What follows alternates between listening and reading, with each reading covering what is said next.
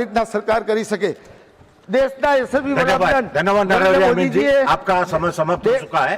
Okay sir. Honorable members, the discussion on General Budget 2026-27 will continue tomorrow. We'll take up the permitted list of special mention now. The first special mention is Lahar Singh Siroya. Your subject is demand for protecting cultural livelihood by integrating crafts villages. धन्यवाद सभापति जी, मुझे विशेष उल्लेख के संदर्भ में समय देने के लिए. Protecting cultural livelihood by integrating crafts village into national highway development. Sir, I rise to submit an urgent matter concerning the need to integrate cultural preservation with highway infrastructure development, especially in Karnataka, sir. Sir, the Bangalore-Mysore Expressway, a flagship project of the central government, has unfortunately resulted in an existential crisis for thousands of artisans and small business owners in bypass towns. Iconic globally recognized tradition like the GI-tagged Chanpatna wooden toys and regional culinary heritage are seeing business drop by as much as 70-80%, sir. As I have urged previously, the construction of the world-class road must not unintentionally destroy the vibrant economic and cultural fabrics of our smaller towns. I had raised the issue concerned earlier as a special mention on 19/12/2022 also. However, the situation of our artisans remained largely unchanged, sir. I therefore make an earnest request to the Union Minister for Roadways, Road Transport and Highways and MSME to immediately implement the crafts village, that is the Shilp Grama type of things, concept along the new corridors starting with the Bangalore-Mysore Expressway, sir. This required two essential steps. One, mandate the identification of development of permanent high visibility sites or suitable government land adjacent to the new expressways to serve as a marketplace for local artisans and MSMEs. Two, provide a dedicated central mechanism for financial and infrastructure support to develop these villages into state-of-the-art hubs that safeguards the livelihood of our traditional craftsmen and advance our Prime Minister's vocal for local vision, sir. Sir, we must ensure modern connectivity, also secure the future of our unique cultural heritage. I urge the government to look into it. Thank you, sir. Thank you, Sri I.S. Imbadurai. Your subject is Agnivir transition to civilian life, a responsible and forward-looking approach. Honorable Chairman, sir, I rise to address the government on the future of our Agnivirs, particularly the first batch recruited under the Agnipath scheme, of which of around 40,000 young Agnivirs are expected to complete their 4-year tenure and exit the armed forces in 2026. These young citizens joined the force at very early age and serve the nation with dedication, discipline and pride. The government fully recognizes its responsibility towards them, not just during service, but equally after their exit. As per the scheme, up to 25% of each batch will be given the opportunity for permanent enrollment in the armed forces based on merit and performance.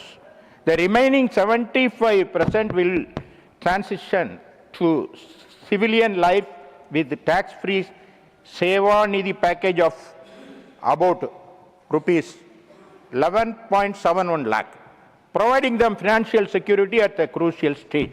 The government has taken comprehensive steps to their re-employment and reintegration. There is 10% of reservation for ex-Agnivirs in CAPF and the Ministry of Defence, along with the age relaxation. Many states have extended similar benefits in police and public sector jobs. I urge the government to ensure skill certificates, educational support through NIOS and IGNOU, access to credit for entrepreneurship, and a dedicated placement portal through interministerial coordination for Agniveers, so as to ensure that their service to the nation becomes a strong foundation for a secure and dignified future. Thank you, sir. Thank you, Dr. Sasmit Patraji. Honorable Vice Chairperson, sir. The subject of my special mention is concern over the non-functioning of the Press Council of India. There is concern over the prolonged non-functioning of the Press Council of India, a statutory and autonomous body established by an Act of Parliament in 1978 to safeguard the freedom of the press and to uphold ethical standards in journalism. The 14th Press Council completed its term on 5th October 2024. Yet the 15th Press Council has not been convened even after more than 16 months. The situation has been further aggravated by the expiry of the extended tenure of the former chairperson, Justice Ranjana Desai, on 17th December 2025 without the appointment of a successor. The absence of a duly constituted council and a chairperson has serious implications. I urge the government to treat this matter with the seriousness it deserves and to take immediate steps to complete the appointment of the chairperson and constitute the 15th Press Council without any further delay. Restoring the full functioning of the Press Council of India is essential to uphold democratic values, strengthen media accountability, and reaffirm the government's commitment to a free, fair, and responsible press. I thank you, sir. Thank you, Dr. Patra. The next speaker is Sri Ramsandar Zingraji.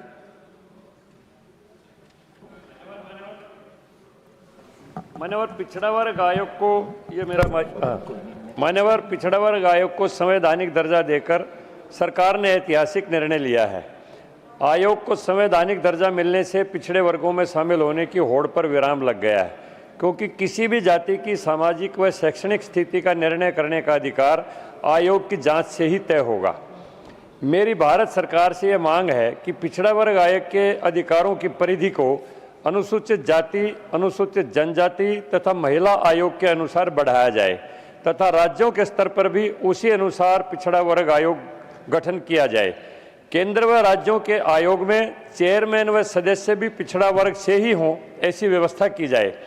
आज़ादी के 77 साल बाद भी पिछड़ों के साथ भेदभाव, पक्षपात व अत्याचार की घटनाएं होती हैं। हमारे प्रधानमंत्री जी का भी गरीबों को न्याय व संरक्षण देने का संकल्प है, इसलिए उपरोक्त निर्णय से देश के पिछड़े वर्गों को सामाजिक न्याय तो मिलेगा ही, दीनदयाल उपाध्याय व बाबा साहब भीमराव अंबेडकर के अंतिम आदमी के उदय का सपना भी साकार होगा। धन्यवाद। धन्यवाद। Miss Swati Maliwal. Thank you chairman sir. Sir, आज सब फिट बनना चाहते हैं। फिल्मों और सोशल मीडिया पर सेलिब्रिटीज के 6 पैक एब्स देखकर युवा इंस्पायर होते हैं और वैसी बॉडी बनाने का सपना देखते हैं। लोग जिम जाते हैं, बहुत अच्छी बात है, लेकिन तुरंत रिजल्ट नहीं दिखता तो कोई कहता है वे प्रोटीन ले लो, बॉडी जल्दी बन जाएगी। फिर वो पैसे बचाकर प्रोटीन पाउडर खरीदते हैं। लेकिन आज बाजार में भारी संख्या में सब स्टैंडर्ड और फेक प्रोटीन पाउडर्स हैं। अच्छी दुकानों से खरीदे हुए प्रोडक्ट्स की भी कोई गारंटी नहीं है। डब्बे पे जो लिखा है अंदर वही है, कोई चेक नहीं कर रहा। कई जिम्स में कुछ ट्रेनर्स खुलेआम युवाओं को बैंड स्टेरॉइड्स दे रहे हैं, इंजेक्शंस लगा रहे हैं। ये liver toxicity, infertility, aggression, depression और सुसाइडल टेंडेंसीज का कारण बन रहे हैं। बाहर से बॉडी बन जाती है लेकिन अंदर से शरीर खोखला और बीमार हो जाता है। कुछ प्रिस्क्रिप्शन ड्रग्स जो एस्थमा के लिए हैं उन्हें फैट बर्नर बता के दिया जा रहा है।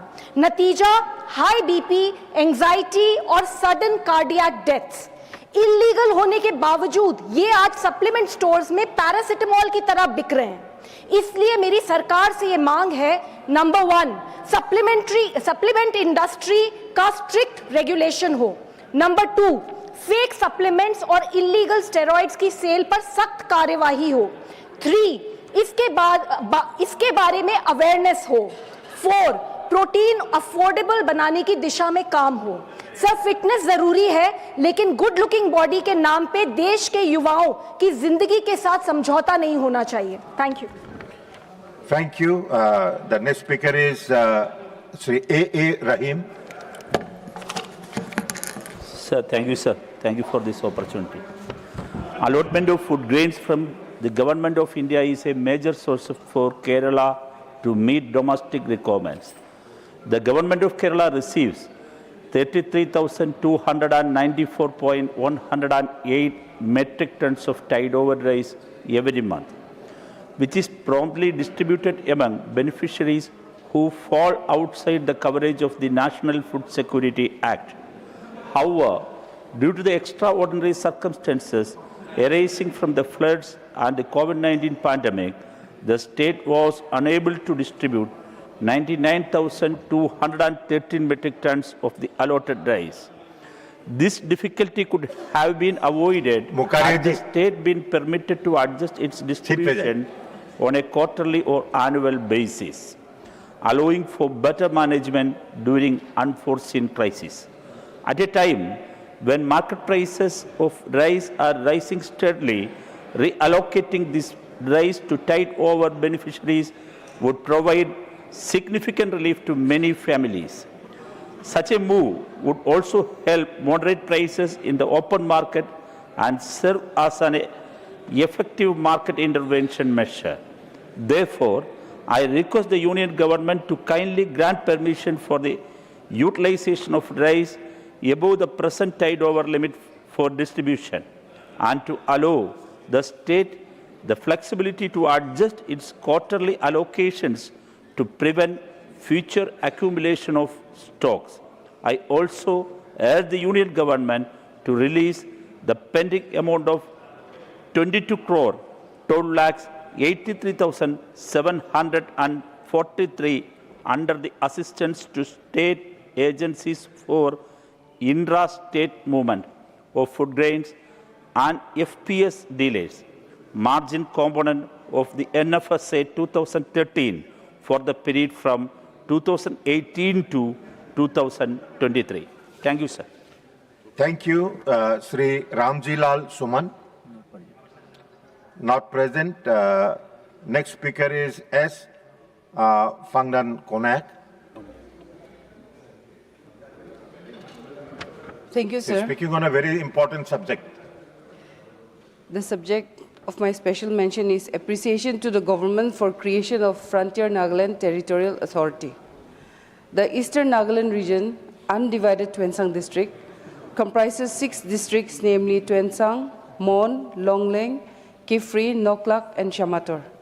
The Eastern Nagaland People's Organization, ENPO, an apex organization representing the 8 recognized Naga tribes of Chang, Sumi Eastern, Kemengen, Konyak, Pom, Sangtam, Tikhir, Nyimkyung, have been demanding for about 2 decades for a separate, full-fledged state on various grounds, including historical background and socio-economic backwardness of the region. On behalf of the lakhs of people of the Frontier Nagaland territory in the interior villages and peripheries, I take this opportunity to thank Honorable Prime Minister for his vision of peace, progress, and prosperity, which is translating on ground, and to Honorable Union Home Minister for his decisive leadership, which has paved the way for the historic signing of the creation of Frontier Nagaland Territorial Authority on 5/2/2026. This historic signing of the agreement is a testament of fulfillment of grassroots aspirations, as this was a mass people's movement from the peripheries. I once again, on behalf of the people of Frontier Nagaland Territory, thank the government for this great step and urge for early redressal of long-standing economic and equitable development grievances of Eastern Nagaland. Thank you, sir. Thank you. The next speaker is Mastan Rao Yadav, Vidha. Thank you for giving me opportunity, sir. My subject is concern over Quantum Valley and quantum teaching labs. I draw attention of the government to the need for supporting Andhra Pradesh Quantum Valley initiative and for including the state in the national program for establishing quantum teaching labs in engineering institutions. Quantum technology is an emerging and strategic field with application in computing, communication, cybersecurity, healthcare, material science and defense. Andhra Pradesh has taken proactive steps through the proposed Quantum Valley initiative to build an ecosystem for advanced research, education and industry collaboration.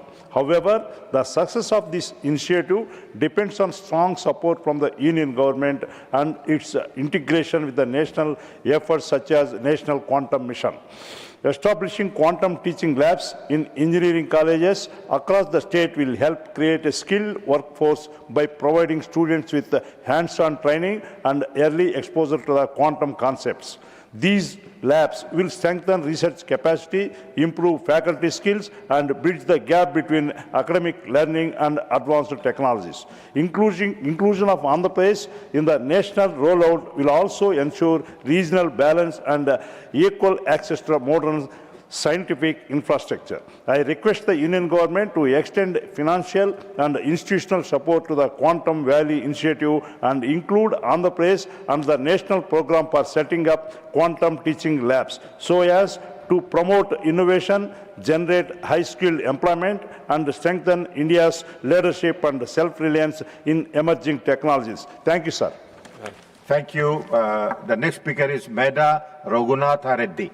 Sir, thank you, Vice Chairman, sir. Demand for direct international flights from Tirupati to Dubai and Abu Dhabi. I draw attention of the government to the need of commencing direct international flight services from Tirupati Airport to Dubai and Abu Dhabi, which are major global aviation hubs providing seamless onward connectivity to Europe and the United States of America. A substantial number of residents from Annamaya, YSR, Kadapa, Nellore, Anantapur and Chittoor districts of Andhra Pradesh, employed in Gulf, Europe and Western countries. Many passengers from this region travel frequently for employment, higher education, business and family purposes due to the absence of direct international connectivity from Tirupati. Passengers have to travel to Chennai, Bangalore or Hyderabad to board international flights. This causes avoidable financial burden, longer transit time and physical hardship, particularly for senior citizens, women and children. Tirupati is one of the most important spiritual destinations in the country. Being the gateway to Tirumala, direct international flights from Tirupati would greatly facilitate NRIs residing in Gulf and Western countries to directly visit Tirumala for darshan without multiple domestic transits, considering the large expatriate population from the Rayalaseema region, growing international passenger demand and strategic importance of Dubai and Abu Dhabi as global transit hubs. There is a strong and compelling case for initiating direct international flights from Tirupati.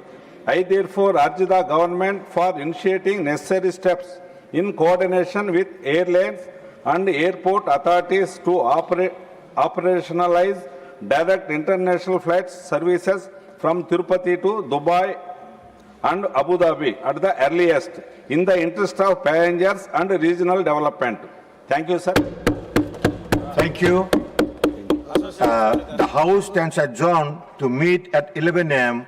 on Wednesday, the 11th February 2026.